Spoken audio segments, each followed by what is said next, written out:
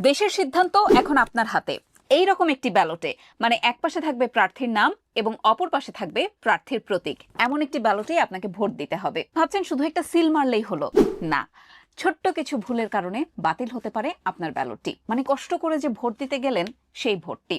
Presiding officer আপনাকে ballot পেপারটি দেওয়ার সময় সাথে একটি সিলও দেবেন। সিল এবং ব্যালট পেপার নিয়ে গোপন কক্ষে যাবার পর আপনার পছন্দের প্রার্থীর ঘরে সিল মারতে হবে।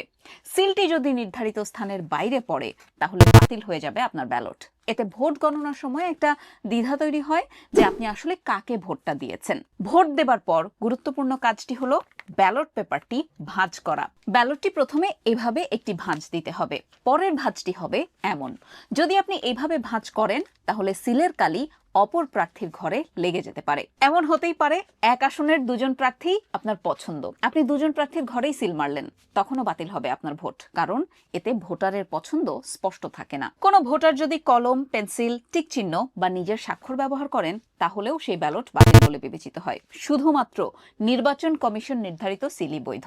ইচ্ছাকৃত বা অনিচ্ছাকৃতভাবে ব্যালট পেপার ছেড়ে গেলেও সেই ব্যালট বাতিল বলে গণ্য হবে। কেউ কেউ মজা করে বা আবেগে ব্যালটে কিছু লিখে ফেলেন, যেমন 2021 সালের উপজেলা নির্বাচনে কিছু আসনে এমন ব্যালট পাওয়া গিয়েছিল। ধরুন আপনি ব্যালটের একটি কোণা এইভাবে ভাঁজ করে বক্সে ফেললেন এবং রিটার্নিং অফিসারের কানে কানে বললেন, ভাই, এই ব্যালটটা কিন্তু আমার।